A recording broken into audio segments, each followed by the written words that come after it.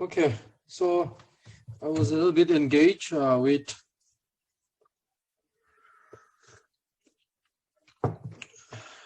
our office work.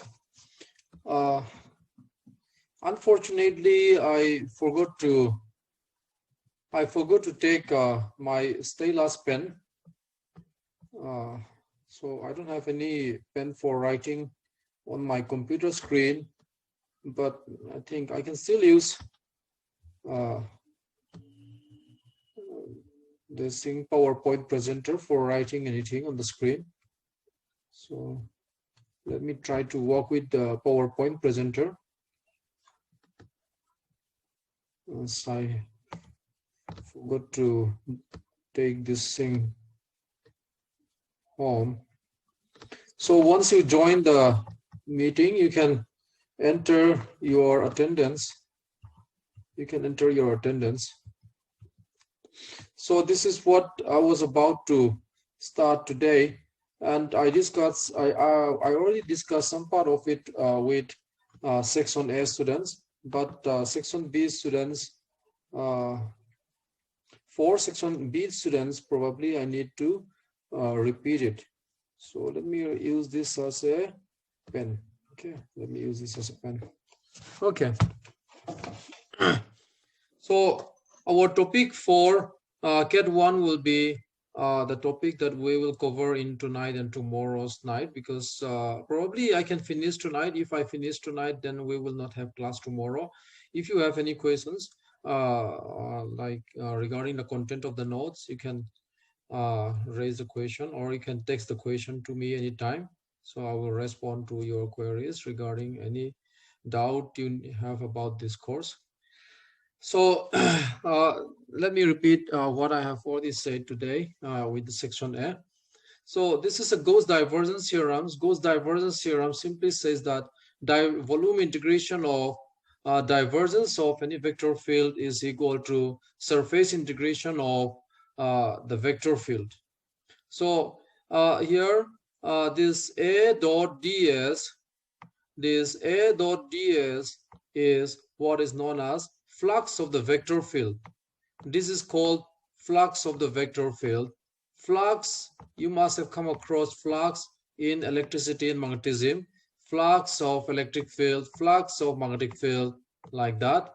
Flux of electric field, as we know, it is simply E dot ds. E dot ds will give me flux of my electric field across this surface of area ds. So here this area element is considered as a vector, because even though area is a scalar quantity, in vector analysis and also in most of the electrodynamics and electricity and magnetism, we consider area as a vector.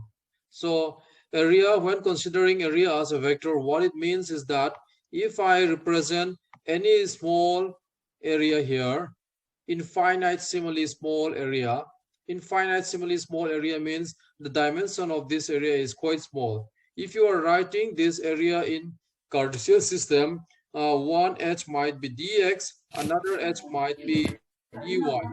So dx and dy are small increment along x and small increment along y. So who is not muting himself? Roll number 298. Okay. So whenever we are representing an area in a vector calculation or in electricity and magnetism, usually we define a term called area vector.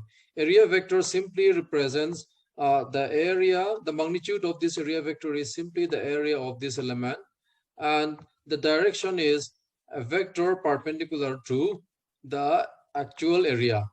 So if you have a vector, an area here, the area vector will be area of this, that is ds multiplied by unit vector, which is perpendicular to the area itself.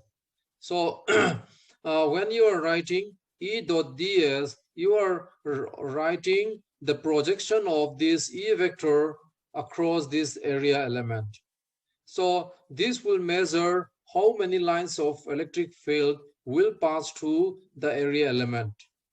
So if you have a certain specific like small area element here, if you measure the number of lines of force, electric lines of force, or this vector field passing through that area, that measurement is done by this E dot ds vector, known as flux of the electric field to ds. Now, similar to that, a vector dot product with ds vector will simply give you the flux of the vector field A across the area vector ds. And if you integrate over the whole surface, then this will give me the total flux. This will give me in any closed surface, surface integral of A dot ds vector will give me the amount of, or a measure of, the number of vector field which is crossing the whole surface, which is passing through the whole surface. The number density of the vector field which is passing through the whole surface, right? And on the left hand side, just a moment. Oh, hello. Hello. Hello. Hello. So on the left hand side, I have to mute my phone. On the left hand side, we have what is called volume integration of divergence of the vector field. As we already discussed, this divergence of the vector field, it represents the net outflow of the vector field. If you are writing divergence of the vector field multiplied with this volume element d tau, this will simply represent the amount of the vector field which is leaving the volume element d tau. The volume element could be a small volume within or a part of volume element could be, you can consider volume element as a part of your actual volume, a small segment of your actual volume, something like this, a small segment of your actual volume, which is infinitesimally small. You might have any kind of irregular like surface here, which is enclosing a certain amount of volume.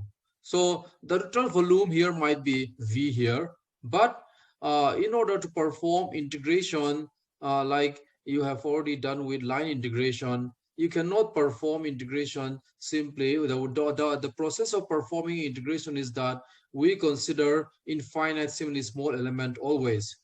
Even in line integration, we consider infinitesimally small line element. Line element, we call it DL. So by line element called DL, by estimating the value of whatever function we are integrating within this small element DL, then after that, we will add the contribution of all the small line element. Then that will result in, by adding the contribution of all the small line element, that will result in the total contribution, something like that. So that is what we call the integration. But here in the volume element, in the volume integration, instead of this line element, we consider a small infinitesimally small volume element known as here represented as d tau. So when we multiply divergence of A with d tau, it simply tells you the amount of, it is a measure of the vector field leaving this volume element. Now, if you integrate over the whole volume, then I will be able to get the net amount of the vector field leaving the whole volume V. So what this Gauss divergence theorem tells us is that the amount of vector field leaving the volume V is equal to the total flux across the surface enclosing the volume V. Flux means the amount flux is a measure of the number of lines of vector field passing through it. So it is quite simple. If you have any vector field diverging away from this volume V, those vector field will definitely pass through the surface, and that will amount to the total flux here. So it's a very simple logic here, but this is a very useful theorem in electromagnetic theory, electrodynamics, and electrostatics, right? So let us skip to that. Now, this is an example that you have to learn. It's a very illustrative example, and from here you can understand uh, the concept behind all these things.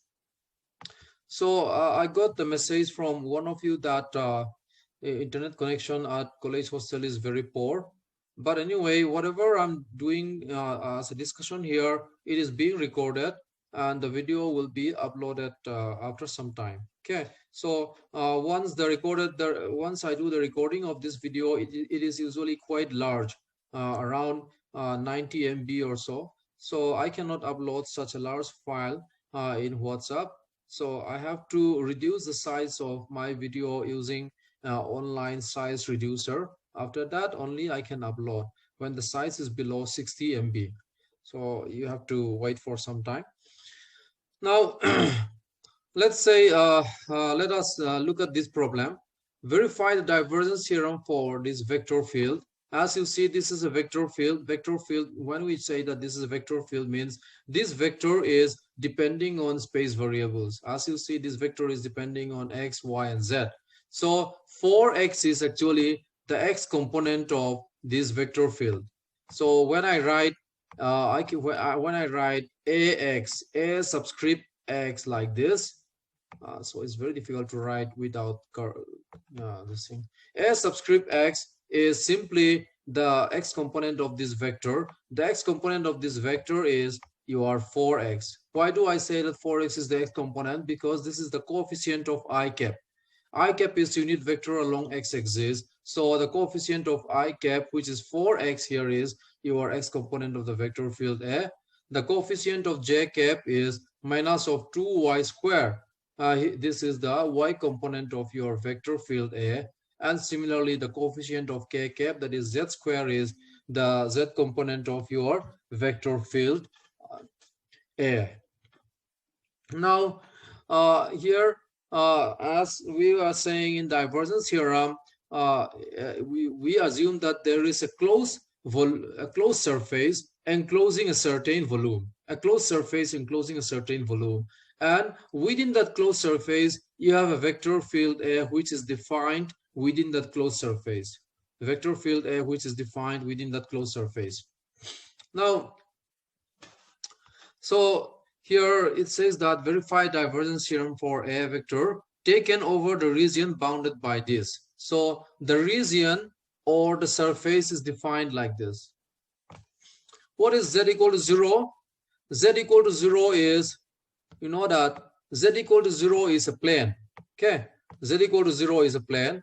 So let's say this is your x, y, z coordinates, and this is your z axis, and this is your minus of z axis. Okay, so z equal to 0 means the origin here. Z equal to 0 means your xy plane. Your z equal to 0 plane will be something like this. This is your z equal to 0 plane. What is z equal to 3? Z equal to 3 is again a plane. So if you take the coordinates value, or let's say this is 1, let's say this is 2, let's say this is 3. So you draw a plane, perpendicularly bisecting the z-axis, at z equal to 3. Perpendicularly bisecting the z-axis at z equal to 3. Then this plane is z equal to 3. The equation for this plane is z equal to 3. The equation for this plane is z equal to 3. Why do I say that the equation for this plane is z equal to 3?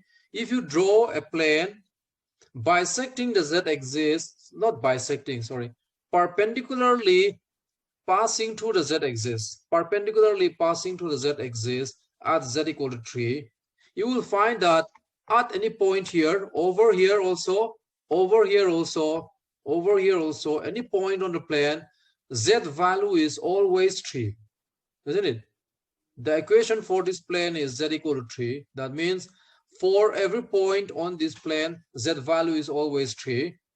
X value may vary from minus infinity to plus infinity. Y value can vary from minus infinity to plus infinity. So you can consider an infinitely large plane cutting across the z-axis at 90 degrees. So n at any point, z value is always 3. However, x is varying from minus infinity to plus infinity. Z is varying from minus infinity to plus infinity. Therefore, the equation for this plane or the mathematical expression that defines such a plane is z equal to 3. Now, similar to that, if you consider an infinitely large plane passing through the z-axis at z equal to 0 at 90 degree, if it passes through the z-axis at 90 degree, then at any point on this plane, your z value will always be 0. If your z value at any point on this plane will always be 0. Your x may vary from, this is your minus x-axis, your plus x-axis is going like this. So it can vary from minus infinity to plus infinity. Y can also vary from minus infinity to plus infinity because we have an infinite plane. But over the infinite plane, at any point, your z value is always 0. So you have two planes now, isn't it? Now, what is this equation? X squared plus y squared equal to 4. What is this equation? Anyone who is familiar with this? X squared plus y squared equal to 4 is simply equation of a circle, isn't it? We already aware that this is an equation of a circle. Yeah, equation of a circle with radius of 2. So x squared plus y squared equal to r square. R is the radius of the circle. So r square is 4. So r is 2. So this is simply a circle of radius 2. And if we are not defining the z limit, this can be used to represent infinite cylinder extending from z equal to minus infinity to plus infinity, something like this. So here on the top here, let's say this is your equation circle. Here your radius is, your r value is 2. Your r value is 2 here. Your radius is 2 here. According to this equation, x squared plus y squared equal to 4. So x squared plus y squared equal to 4 simply is an equation of a circle, but it can also be used to represent a cylinder. So you can have an infinite cylinder coaxial with the z-axis, having a radius of 2. Now, this infinite cylinder has another boundary called z equal to 0. That means at the bottom here, like just assume that there is an infinite cylinder defined by the equation x squared plus y squared equal to 4. So for any other circle below this also, for any other circle above this also, the equation is always x squared plus y squared equal to 4. So x squared plus y squared equal to 4, therefore can represent an infinite cylinder coaxial with the z-axis. Infinite cylinder coaxial with the z-axis. But you have another surface, that is z equal to 0 surface and z equal to 3 surface, right? What is z equal to 0 surface? Z equal to 0 is, as I already defined here, it is an infinite plane on the xy plane passing through the z-axis at z equal to 0. So that means infinite cylinder has been cut at this z equal to 0 here. Over this bottom here, the bottom of the cylinder is z equal to 0. Okay. So this infinite plane will cut the infinite cylinder. So infinite cylinder at z equal to 0. And over here also this, it says that it is also bounded by z equal to 3 surface. So it is a cylinder, it is a closed surface bounded by this, that is x squared plus